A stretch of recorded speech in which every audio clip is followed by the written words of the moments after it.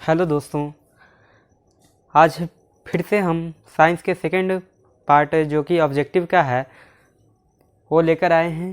तो देखते हैं हमारा क्वेश्चन क्या है। क्वेश्चन फर्स्ट है, मनुष्य लोहा किससे प्राप्त करता है? पनीर से। पनीर यहाँ पर पनीर लिखा गया है, पनीर लिखा हुआ था, पनीर, पालक, मछली और दूध। तो इसमें जो है किससे प्राप्त करते हैं लोहा? तो यह पालक से प्राप्त करते हैं।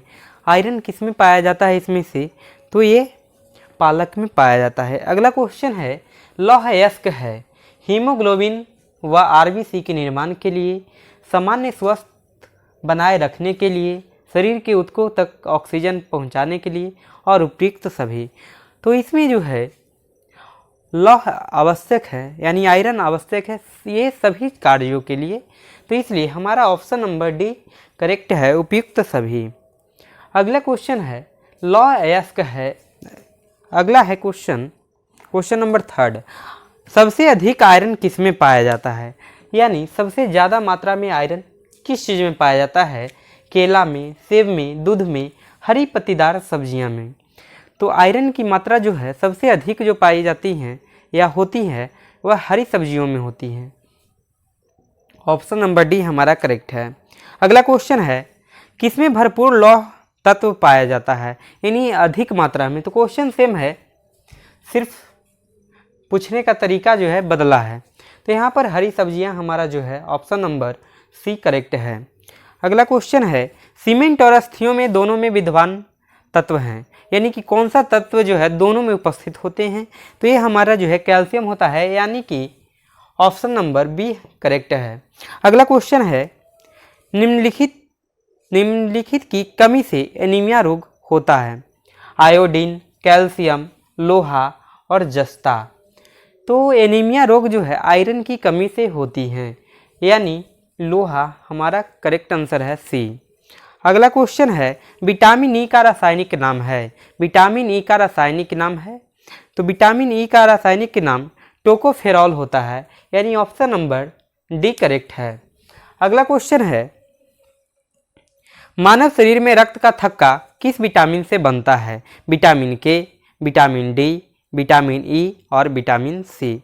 तो रक्त को थक्का बनाने में जो मदद करता है वह विटामिन के है। रक्त को थक्का बनाने में मदद करने वाला विटामिन के है। अगला है, निम्नलिखित में से कौन सी विटामिन की खून के जमने में आवश्यक होती हैं, यानी कि कौन सा विटामिन? तो सेम क्वेश्चन है, फिर इसमें भाषा में सिर्फ चेंजिंग किया है। इसका भी आंसर कौन हो जाएगा? विटामिन के। रक्त का थक्का बनाने में मदद कौन करता है? तो विटामिन के। रक्त कहे या खून कहे कोई दिक्कत नहीं, ब्लड भी कह सकता है। पालक के पत्तों में किसकी मात्रा सबसे अधिक होती है? तो यह आयरन की मात्रा जो है सबसे अधिक होती है। पालक में सबसे ज़्यादा मात्रा में जो पाई जाती हैं वह आयरन होती हैं। अगला क्वेश्चन है, विटामिन ई विशेषतः किसके लिए महत्वपूर्ण है? दांतों के विकास के लिए, कार्बोहाइड्रेट उपापचयन के लिए, लिंग ग्रंथियों की सामान्य क्रिया में, उपकला ऊतकों के सामान्य स्वास्थ्य के लिए।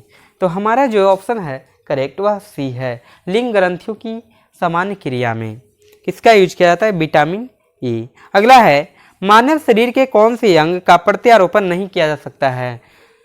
मानव शरीर के कौन से अंग का प्रत्यारोपण नहीं किया जा सकता है? मतलब ट्रांसप्लांट जो है किस अंग को नहीं किया जा सकता है? इसमें ऑप्शन जो दिया गया है गुर्दा का, हृदय का, फेफड़ा का और मस्तिष्क का, ब्रेन का। तो ये जो है मस्तिष्क को ट्रांसप्लांट नहीं किया जाता है, यानी प्रत्यारोपण नहीं किया जाता है। अगला क्वेश्चन है, कोशिका की आत्महत्या की थैली कहलाता है? कोशिका की आत्महत्या की थैली कहलाता है कौन? तो यह लाइसोसोम होता है। लाइसोसोम को आत्महत्या की थैली इसलिए कहते हैं क्योंकि ये कोशिका में जो जैसे मृत कोशिका को ये नष्ट करके या फिर जो है कह सकते हैं कि जो कोशिकांग होते हैं तो मृत कोशिकांग को नष्ट करके साफ करने का काम करता है। इसमें लाइसोजाइम नामक एंजाइम पाया जाता है जो कि इसको कोशिका के टूटे फूटे अंगों को नष्ट करके साफ करता है कोशिका को। और अगर ये जो है खुद अपने फट जाए तो उसी कोशिका को नष्ट कर देता है, इसलिए इसे आत्महत्या की थैली कहा जाता है। किसको? लाइसोसोम को। अगला क्वेश्चन है हमारा 80% से अधिक सेल में पाए जाने वाले पदार्थ हैं, यानी कि जो कोशिका है हमारा उसमें सबसे ज़्यादा जो पाए जाने वाले पदार्थ हैं वो कौन है? प्रोटीन, चर्बी, खनिज और जल। तो सबसे अधिक मात्रा में जो पाए जाने वाले पदार्थ हैं वह जल है। कोशिका में सबसे अधिक मात्रा में जल पाए जाते हैं। अगला क्वेश्चन है किसकी उपस्थिति के कारण पादप कोशिका और पशु कोशिका में अंतर पाया जाता है, यानी कि कौन सा ऐसा चीज़ है जिसकी उपस्थित होने के कारण पादप कोशिका और जंतु कोशिका में अंतर होता है। तो पादप और जंतु कोशिका में जो अंतर होती हैं वह दो चीज़ों के लिए मुख्य रूप से होता है, एक क्लोरोप्लास्ट या हरित लवक और एक जो है कोशिका भित्ति। जंतु कोशिका में कोशिका भित्ति नहीं पाई जाती है, जबकि और क्लोरोप्लास्ट नहीं पाई जाती है, यानी हरित लवक। हरित लवक के कारण पौधे प्रकाश संश्लेषण करती हैं और कोशिका भित्ति के कारण पौधा का जो अंग होता है या भाग कह सकते हैं कठोर होता है। तो इस प्रकार से इसका दो ऑप्शन सही है, इसका दोनों का ऑप्शन नहीं दिया गया है, लेकिन ऑप्शन नंबर ए और बी दोनों करेक्ट है। इसमें क्लोरोप्लास्ट और कोशिका भित्ति दोनों के कारण जो है इसमें अंतर पाई जाती हैं। और ये भी क्वेश्चन इससे बनता है कि कोशिका भित्ति किससे बना होता है? तो कोशिका भित्ति सेल्यूलोज का बना होता है। कोशिका भित्ति सेल्यूलोज का बना होता है। कोशिका कला किससे बना होता है? तो लिपिड और प्रोटीन। कोशिका कला को कोशिका झिल्ली के नाम से भी जाना जाता है। तो कोशिका कला जो है वह बना होता है लिपिड और प्रोटीन से। अगला क्वेश्चन है गोल्जी काय का प्रमुख कार्य है? गोल्जी काय का प्रमुख कार्य है? तो गोल्जी काय का प्रमुख कार्य पहला श्वसन नहीं है, बिल्कुल नहीं। कोशिका विभाजन शुरू करना। तो कोशिका विभाजन का जो कार्य करता है वो सेंट्रोसोम का है और विभाजन के लिए आदेश कौन देता है? केंद्रक। तो ये जो है ये भी ऑप्शन गलत है। पाचन रस उत्पन्न करना, तो पाचन रस भी उत्पन्न ये नहीं करता है। ये स्रावी इसका जो है करेक्ट आंसर है, ऑप्शन नंबर डी। अगला क्वेश्चन है निम्नलिखित में कौन सा कोशिकांग डीएनए रखता है? मतलब कि इसमें डीएनए उपस्थित होता है। ऑप्शन है सेंट्रियोल, गोल्जी काय, लाइसोसोम और माइटोकॉन्ड्रिया। तो डीएनए उपस्थित जो होता है वह माइटोकॉन्ड्रिया में होता है, यानी ऑप्शन नंबर डी हमारा करेक्ट है, ऑप्शन नंबर डी माइटोकॉन्ड्रिया। अगला क्वेश्चन है प्रोग्राम्ड सेल डेथ का कोशिकीय एवं आणविक नियंत्रण कहलाता है क्या? एंटोप्टोसिस, एजिंग, डिजेनरेशन, निक्रोसिस। तो इनमें से कौन हमारा सही आंसर है? तो ये जो है एजिंग कहा जाता है। अगला क्वेश्चन है इलेक्ट्रॉन सूक्ष्मदर्शी की खोज की। तो इलेक्ट्रॉन सूक्ष्मदर्शी का जो खोज किए थे एमनॉल और ईरस्का। यहाँ पर सिर्फ ऑप्शन दिया है, इसमें नाम लिखा है नॉल तथा रस्का। इनका नाम पूरा जो है एमनॉल और ईरस्का है। तो यहाँ पर ऑप्शन नंबर ए हमारा इसका करेक्ट है। अगला क्वेश्चन है ये जो स्लाइडेन तथा स्वान जो हैं यह कोशिका सिद्धांत का प्रतिपादन किए थे। तो ये भी क्वेश्चन बन सकता है कि कोशिका सिद्धांत का प्रतिपादन किसने किया? कोशिका सिद्धांत का प्रतिपादन, कोशिका सिद्धांत का प्रतिपादन किसने किया? किसने किया? तो कोशिका सिद्धांत का प्रतिपादन जो किए थे स्लाइडेन तथा स्वान। अगला है मृदा अपरदन रोका जा सकता है। मृदा अपरदन रोका जा सकता है किसके द्वारा? अत्यधिक चरने द्वारा, वनस्पति के हटने द्वारा, वनों को उगाने द्वारा, बढ़ती पक्षी जनसंख्या द्वारा। तो किस प्रकार से हम इसको मृदा अपरदन को रोक सकते हैं, यानी कि जो मृदा का जो कटाव हो रहा है, मिट्टी का जो कटाव हो रहा है उसको कैसे रोक सकते हैं? तो मिट्टी का कटाव को रोकने के लिए हमें वनारोपण करना पड़ेगा, यानी वनों को रोपना पड़ेगा। और इसमें अगर देखिए वनों को उगाने से जो है इसको दूर किया जा सकता है। जैसे मान रहे हैं जहाँ पर पानी अत्यधिक निकलता है जहाँ से, तो उसके साइड में हम पौधा रोप देंगे तो उसके जड़ द्वारा उस मिट्टी को वहाँ पर बांध लिया जाएगा, उसको धुलने से यानी कि उसको दहने से जो है रोक लेगा। ये इसे बोल सकते हैं कि जैसे कटाव मिट्टी का जो हो रहा है उसको रोकेगा। कौन? तो वन उगाने से। तो अत्यधिक चरने से, तो अत्यधिक चरेगा तो वहाँ पर उसमें और मिट्टी ऊपर आ जाएगा, तो पानी से जो है वो अत्यधिक मिट्टी कटाव होगा उसका। वनस्पति के हटने द्वारा, तो वनस्पति हटा देंगे तो और ज़्यादा मिट्टी का कटाव बढ़ जाएगा। तो ऑप्शन नंबर हमारा सी जो है बिल्कुल सही है, यानी कि वनों को उगाने द्वारा।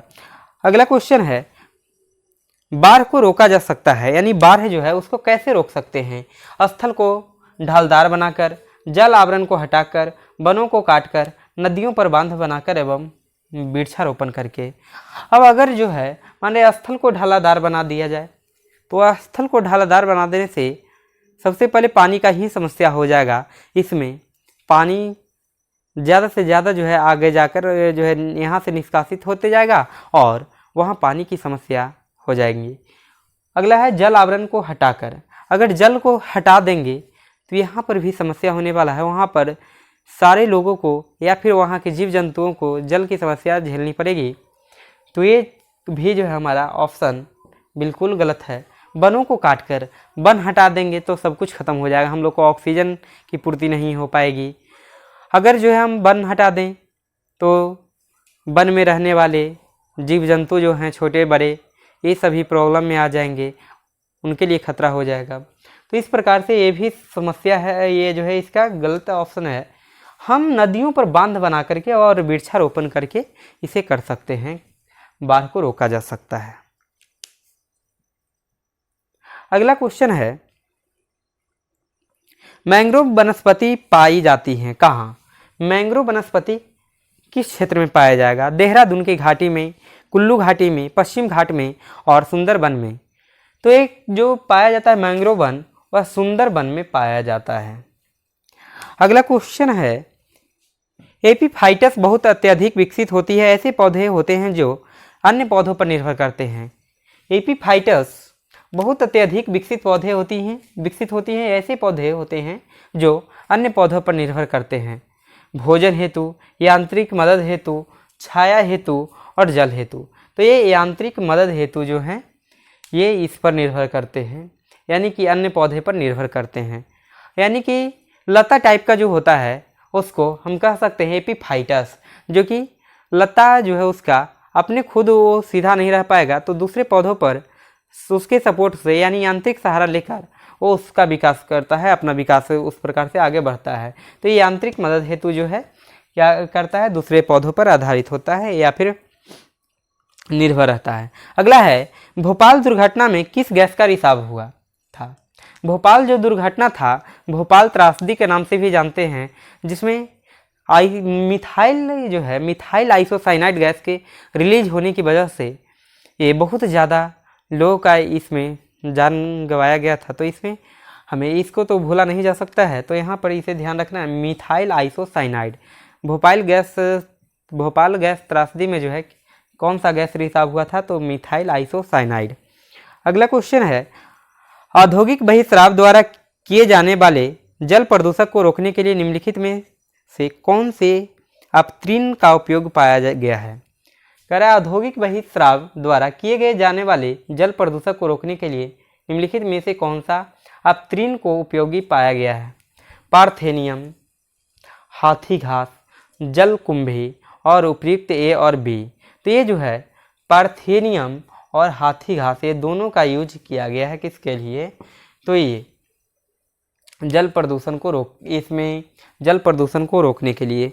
अगला है, निम्नलिखित में कौन एक वाहन प्रदूषक का भाग नहीं है? यानी इनमें से कौन जो है वाहन से प्रदूषण होने वाला नहीं है? तो ये जो है हाइड्रोजन।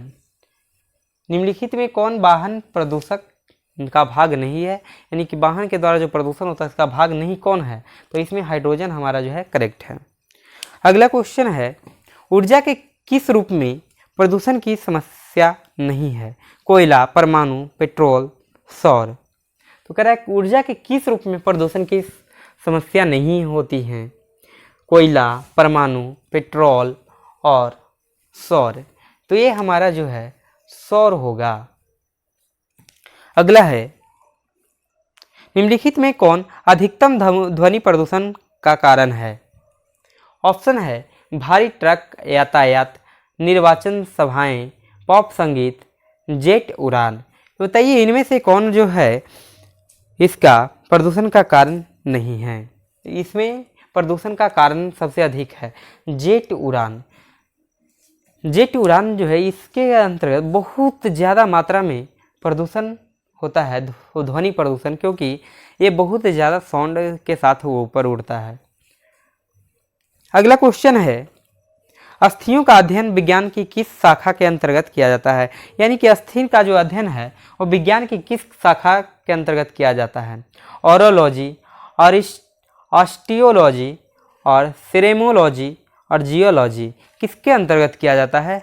हड्डी अस्थियों का अध्ययन यानी हड्डियों का अध्ययन, तो ये ऑस्टियोलॉजी, अस्थियों का अध्ययन ऑस्टियोलॉजी। तो इस प्रकार से हम लोग सेकेंड वीडियो में 30 क्वेश्चन फिर कंप्लीट कर लिए और नेक्स्ट वीडियो में अगले 30 क्वेश्चन को फिर हम लोग कंप्लीट करेंगे। तो डेली इस प्रकार से 30 क्वेश्चन का प्रैक्टिस चलते रहेगा। आज के लिए इतना ही। वीडियो अगर अच्छा लगा है तो लाइक करें, अगर चैनल पर नए हैं तो सब्सक्राइब करें और दोस्तों के पास शेयर करें, जिससे कि उन लोगों के पास वीडियो पहुंच पाए और इस प्रकार से जो है आगे सीरीज चलता रहेगा। और विशेष वीडियो के लिए आप कमेंट करके बताएं कि किस टॉपिक पर वीडियो और आगे बनाया जाए। आज के लिए इतना ही। जय हिंद।